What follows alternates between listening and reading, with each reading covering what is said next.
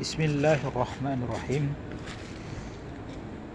Sering kita mendengar sebahagian orang memiliki pemahaman bahwa bila mana ada air musta'mal yang kejatuhan ke dalam air yang kurang dari 2 kulah ataupun kurang dari 217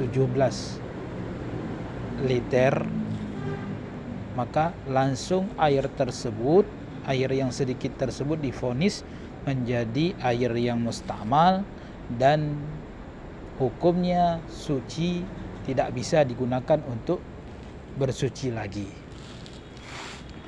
Maka perlu kita teliti kembali, perlu kita luruskan kembali apakah benar anggapan tersebut.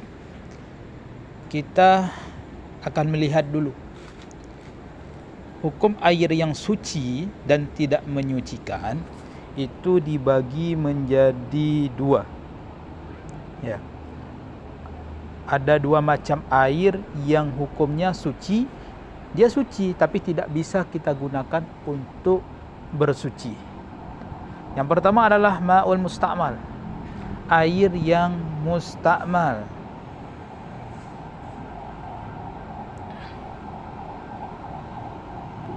Apa itu air musta'mal? Air musta'mal disebutkan di sini ma'nal musta'malu mastu'mila fi fardhit taharah, yang digunakan pada taharah yang wajib. Sebagaimana yang telah kita ketahui bahwa yang namanya taharah artinya bersuci itu mencakup 4 hal. Yang pertama adalah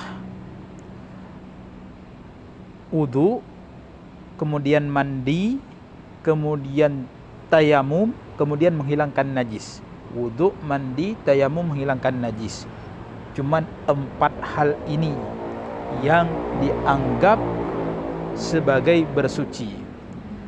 Kemudian dikatakan di sini air musta'mal adalah yang digunakan pada taharah yang wajib, pada bersuci yang wajib. Mana bersuci yang wajib? Kalau di wudu itu basuhan wajah pertama kali. Yang pertama, bukan yang kedua, bukan yang ketiga, yang pertama saja. Kemudian kedua tangan, kemudian kepala, kemudian baru kaki. Itu saja anggota yang wajib. Itu pun basuhan yang pertama, bukan basuhan yang kedua, bukan basuhan yang ketiga. Kalau di mandi itu basuhan yang pertama juga. Ya, setelah kita membasuh merata di seluruh tubuh kita, maka air itulah yang menjadi musta'mal. Karena itu taharah yang wajib. Air yang digunakan pada taharah yang wajib. Kalau tayamum tidak menggunakan air. Kalau menghilangkan najis, ya di basuhan pertama ketika menghilangkan najis.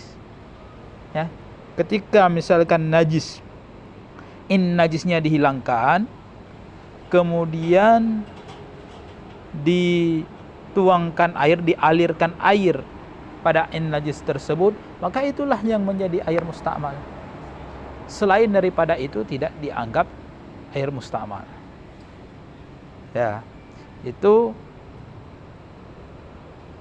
yang pertama, salah satu daripada air yang dihukumi suci tidak menyucikan. Makanya kalau misalkan nih ada air kurang 2 kulah, tangan kita masukkan ke dalam air tersebut tanpa niat apa-apa. Mungkin cuman tanpa niat wudu, niat mandi, tidak niat untuk bersuci, maka air tersebut tetap suci menyucikan. Kenapa?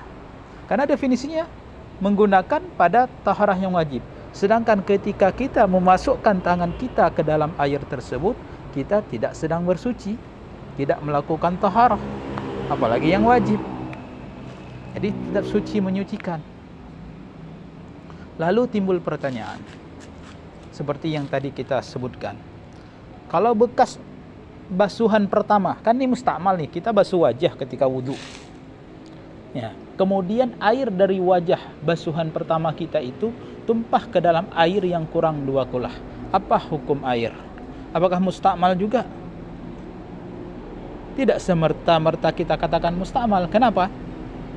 Soalnya kita tidak menggunakan air yang ada di dalam gayung ataupun air yang sedikit tersebut, kita nggak gunakan. Kita hanya membasuh wajah kita, kemudian airnya bercampur dengan air tersebut. Lalu apa nama air tersebut? Air tersebut berarti air yang suci menyucikan bercampur dengan air mustakmal. Lalu kalau kondisinya seperti itu, apa hukumnya dan apa namanya? Nah, maka kita akan melihat. Kita akan melihat pembagian yang kedua daripada air mustakmal, daripada air yang suci tapi tidak menyucikan, yaitu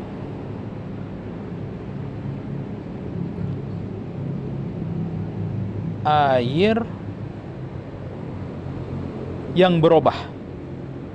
Ini hukumul ma'il mutlaq idza taghayyara bi syai'in. Hukum air mutlak, air yang suci menyucikan apabila berubah dengan sesuatu. Nah, sering kita sebut dengan air mutaghayyir, air yang berubah. Hukumnya sama kal mustakmali, seperti air mustakmal. Tahirun fi nafsihi, suci pada dirinya, wala tajudu taharatu bihi bi syurutin, dan tidak boleh kita gunakan untuk bersuci dengan syarat-syaratnya. Ya, faida ikhtalla syartun minha, maka apabila kurang syarat daripada syarat-syarat tersebut, satu syarat saja kurang daripada syarat-syarat tersebut, jazatul taharatu bihi, maka boleh kita untuk bertaharah dengan air tersebut. Nah, jadi yang kedua termasuk air yang suci tapi tidak menyucikan adalah air mutaghayyir, air yang berubah. Apa itu air yang berubah? Air yang memenuhi syarat-syarat berikut. Apa syarat-syaratnya? Yang pertama, ayyakuna taghayyuru bi tahirin, berubahnya dengan sebab yang suci, dengan sebab sesuatu yang suci. Ya, ada air nih kurang dari 2 kulah, kemudian ketumpahan kopi kan suci hukumnya, berubah airnya. Itu syarat yang pertama. Yang kedua, ayyakuna taghayyur bi mukhalid, berubahnya dengan sesuatu yang sulit untuk dipisahkan, sulit untuk kita memisahkannya, ataupun sulit kita membedakan mana air, mana benda tersebut. Seperti kopi tadi, kalau sudah bercampur sulit. Berbeda kalau bercampur dengan minyak dengan air kan selalu bisa dipisah, nggak akan pernah menyatu. Oleh karenanya, kalau dengan minyak tidak apa-apa. Itu syarat yang kedua, baru dihukumi air ini menjadi suci, tidak menyucikan. Syarat selanjutnya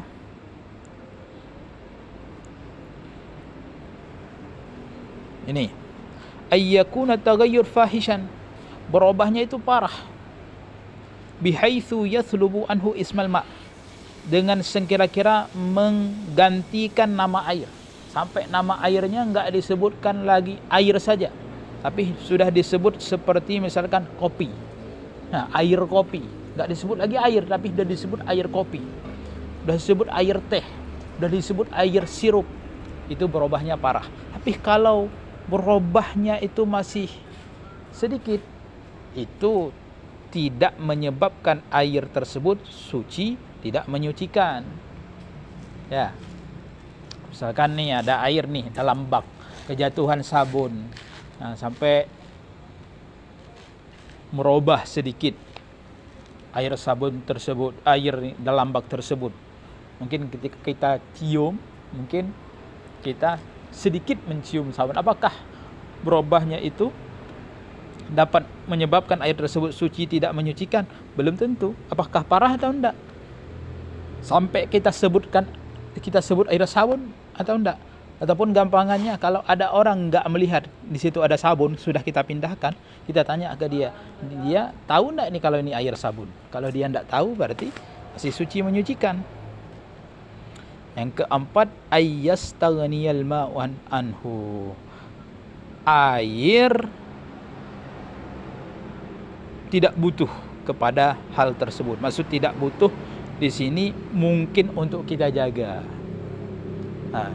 Jadi mungkin untuk kita jaga air tersebut tidak terkena benda tersebut, gampang kita jaga. Berbeda seperti lumut, ya, yang namanya air lama-lama didiamkan pasti tumbuh lumut, itu tidak apa-apa kalau berubah dengan itu. Ala kulli hal, itu 4 hal yang disyaratkan harus memenuhi 4 hal tersebut. Kembali kepada pembahasan di awal. Apakah air yang sedikit, ketumpahan air mustakmal tadi dihukumi menjadi air mustakmal? Tentu tidak, soalnya kita tidak gunakan. Tetapi air tersebut air yang suci, menyucikan, air mutlak. Nama air tersebut di awal kita mengatakan air yang suci menyucikan atau air mutlak yang bercampur dengan air mustakmal. Apakah dikategorikan dia sebagai air yang berubah? Mungkin timbul pertanyaan, ini kan tidak berubah, warnanya sama. Maka perlu kita ketahui, kalau ceritanya air itu tidak berubah, maka disebutkan mungkin di dalam kitab yang lain nanti, di kitab Fathul Qarib, bahwa air yang berubah itu terbagi menjadi 2, hissiyan kana atau takdirian. Itu ibarah daripada kitab Fathul Qarib. Air yang berubah itu terbagi 2. Ada yang hissi, nampak perubahannya, ya, bisa kita cium, bisa kita lihat, bisa kita rasakan. Ada yang tidak tampak, takdirian, dikira-kira perubahannya. Jadi perubahannya itu dikira-kira, apakah ini berubah ataupun tidak. Maka kalau dalam status air tadi, air yang kurang dari 2 kulah tadi, ketumpahan air wudhu kita kira-kira.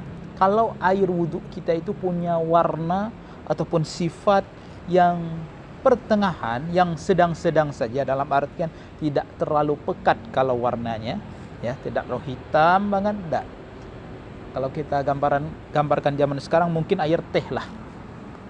Itu ketumpahan ke dalam air yang kurang 2 kulah tersebut, apakah air tersebut berubah? Ingat ya, berubah tadi harus memenuhi 4 syarat tadi, harus suci, kemudian berubahnya juga parah, kemudian syaratnya juga tadi berubahnya itu dengan sesuatu yang tidak mungkin dipisah, ya.